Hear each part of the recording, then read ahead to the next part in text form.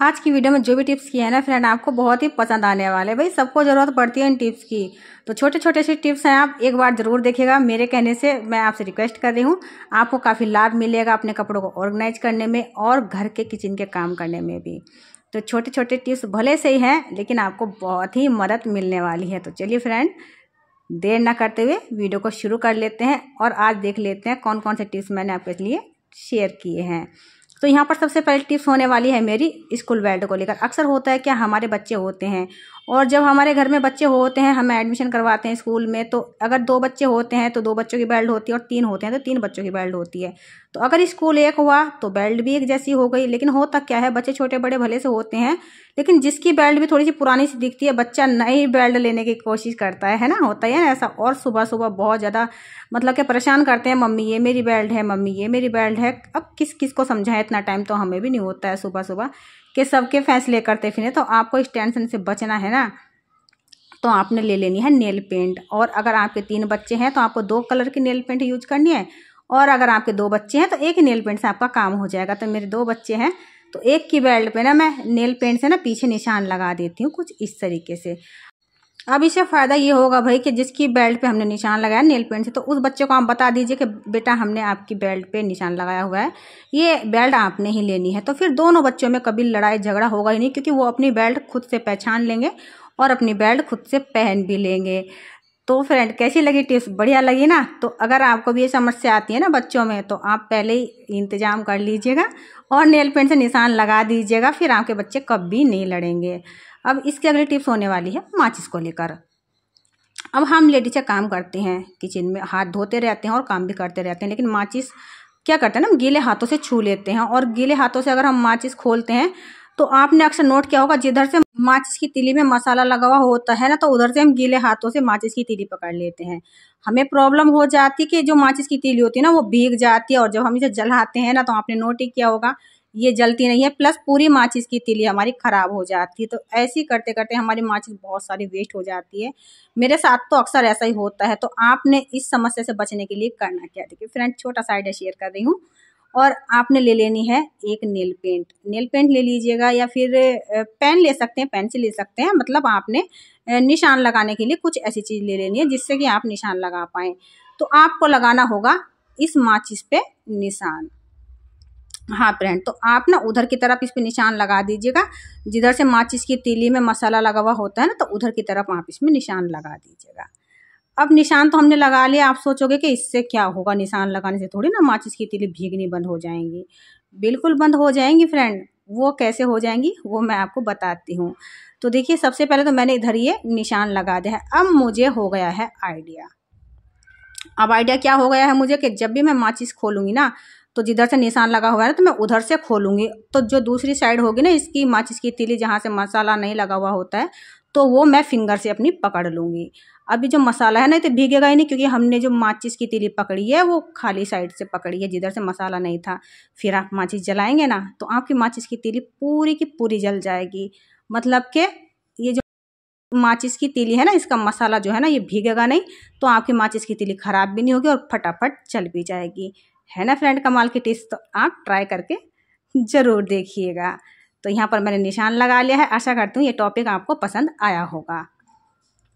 तो इसी तरीके की और भी टिप्स आपके साथ शेयर करूँगी, और ये जो टिप्स शेयर कर रही हूँ ये तो बहुत ही खास होने वाली है। तो यहाँ पर देखिए फ्रेंड, मैंने लिया हुआ है ये एक बास्केट लिया है, और इसमें रखी हुई है मैंने कुछ पुरानी बैंगल। इनको मैं यूज नहीं करती हूँ, और इसमें से टूटी हुई बैंगल भी है, तो इनका मैं यूज करने जा रही हूँ। कैसे यूज करूँगी मैं आपको बता रही हूँ। तो देखिए फ्रेंड, ये वाला जो कंगन है ना, थोड़ा सा टूट गया है, और इसमें जो ऊपर की तरफ ये मीना लगी हुई होती है ना, तो ये मैंने हटा दी है। अब क्या करते हैं, मीना हट जाती है तो इसको हम फेंक ही देते हैं। तो लेकिन फेंकने की गलती बिल्कुल मत कीजिएगा फ्रेंड। क्यों? देखिए, मैं भी नहीं फेंकूंगी इसे। इसमें जितने भी नग थे ना लगे हुए, तो वो मैंने निकाल लेने हैं। और आपने पता ही है कि नग कितने महंगे मिलते हैं, और अगर आपको कभी कभी ज़रूरत पड़े तो आप इन्हें दोबारा से यूज कर सकते हैं। कुछ बनाते हैं जैसे, या फिर आपके बच्चे प्रोजेक्ट वगैरह बनाते हैं, तो उनको भी बहुत ज़रूरत पड़ती है इन चीज़ों की। हमारे बच्चे मांगते रहते हैं, तो मैं तो निकाल के रख लेती हूँ फ्रेंड। पता नहीं कौन सी चीज़ कब काम आ जाए। जो वेस्ट पार्ट था कंगन का वो मैंने फेंक दिया है, और ये जो इसके स्टोन है ना, मैंने निकाल लिए हैं। गोल्डन और थोड़े से लाल कलर के हैं, तो दोनों ही स्टोन काफ़ी सुंदर थे ये, तो मैंने आसानी से निकाल लिए हैं। अगर कभी बाय चांस मुझे ज़रूरत पड़ेगी या मेरे बच्चों को ज़रूरत पड़ेगी तो मैं ये निकाल कर उनको दे दूँगी यूज करने के लिए। अब देखिए फ्रेंड, ये टूटा हुआ कंगन है तो हम तो इसे फेंक ही देंगे, लेकिन इसे फेंकना बिल्कुल नहीं है। इसको आप यूज कर सकते हैं, या तो आप इसमें अपनी चाबी डाल सकते हैं, तो ये बिल्कुल एकदम चाबी का छल्ला जो होता है ना उसी की तरह काम करेगा। या फिर देखिए आप ना हैंगर ले लीजिएगा इस तरीके से, और हैंगर में ना आप इसे डालते जाइएगा। देखिए फ्रेंड, ये जो कंगन है ना इसकी पकड़ थोड़ी सी ज़्यादा होती है, ये मतलब ढीला नहीं होता है, टाइट होता है, क्योंकि प्लास्टिक का मोटा कंगन होता है तो ये बिना फैलाए तो फैलेगा नहीं। भले से टूटा हुआ है ये, लेकिन जब तक आप इसे नहीं खींचोगे, फैलाओगे नहीं, तब तक ये नहीं निकलेगा इस हैंगर से। तो आप इस तरीके से टूटे हुए चूड़ी का भी यूज कर सकते हैं, लेकिन कांच की चूड़ी नहीं चलेंगी फ्रेंड यहाँ पर। या फिर देखिए इस तरीके से आपने पुराने कंगन ले लेने हैं, जैसे ये हैं। तो इतने कंगन तो हमारे घर में लेडीज़ों के सबके पास होते हैं, क्योंकि पुराने होते जाते हैं तो इनकी मीना ख़राब हो जाती है और हम इनको यूज नहीं करते हैं, फेंक देते हैं या फिर रखे रहते हैं ऐसे, क्या करें। तो इनसे देखिए मैं बहुत ही बढ़िया सा ऑर्गेनाइज़र आपको बना के दिखाने वाली हूँ आज, जिसमें आप अपने ढेर सारे कपड़े ऑर्गेनाइज कर पाएंगे। हाँ फ्रेंड, तो बहुत अच्छा सा ऑर्गेनाइज़र बनाने जा रही हूँ। सिंपल है एकदम बनाना, लेकिन है तो बहुत ही काम का। यहाँ पर मैंने इसमें ये कंगन डाल लिया है, एक स्टिक थी मेरे पास। अगर आपके पास कोई कपड़ों का ये है ना हैंगर, तो वो आपने ले लेना है और उसमें आप सेट कर सकते हैं उसे खोल के। अगर खोलने वाला हैंगर है तो उसमें भी आप डाल सकते हैं डायरेक्ट चूड़ियों को। अगर नहीं है हैंगर तो मेरी तरह आप स्टिक ले लीजिएगा कोई, और इस तरीके से उसमें डोरी बांध लीजिएगा कंगन को डालकर। अब कंगन आपने कितने डालने हैं वो आपके ऊपर डिपेंड करता है। तो मैंने इतनी डाल ली है, ये इससे ज़्यादा भी मैं डालती तो भी चल जाता। इसमें काफ़ी सारे कपड़े मेरे अब आ जाएंगे। अब ये बहुत ही प्यारा सा हमारा क्लॉथ स्टैंड बन के तैयार हो चुका है, आप ये कह सकते हैं फ्रेंड, जिसमें हम कपड़े रखते हैं तो एक तरीके से उसे हम स्टैंड ही बोलते हैं। तो इस ऑर्गेनाइज़र को आप मल्टीपर्पज़ तरीके से भी यूज कर सकते हैं, कपड़ों के लिए भी यूज कर सकते हैं, फिर कुछ और सामान रखने के लिए भी यूज कर सकते हैं। तो यहाँ पर देखिए फ्रेंड, अभी तो जैसे सर्दियाँ लगी हुई हैं तो सर्दियों में ना कपड़े बहुत ज़्यादा निकल जाते हैं, स्टॉल हुए, शॉल हुए, तो मतलब कि 10-5 कपड़े हमारे एक्स्ट्रा निकल ही जाते हैं हर एक इंसान के, यानी कि हर एक घर में बंदे के 10-5 कपड़े जाड़ों में फालतू निकल जाते हैं। अब गोदरेज तो हमारी उतनी होती है, वो तो बड़ी नहीं होती है, लेकिन ये होता है कि हमारे जाड़ों के कपड़े बढ़ते चले जाते हैं, जिससे कि हमें बहुत दिक्कत होती है कपड़ों को ऑर्गेनाइज करने में। तो हम अपने कपड़े तो लेडीज़ है इसमें आराम से ऑर्गेनाइज कर ही सकती हैं फ्रेंड। वैसे तो औरों के कपड़े भी आप रख सकती हैं फोल्ड करके अच्छे से।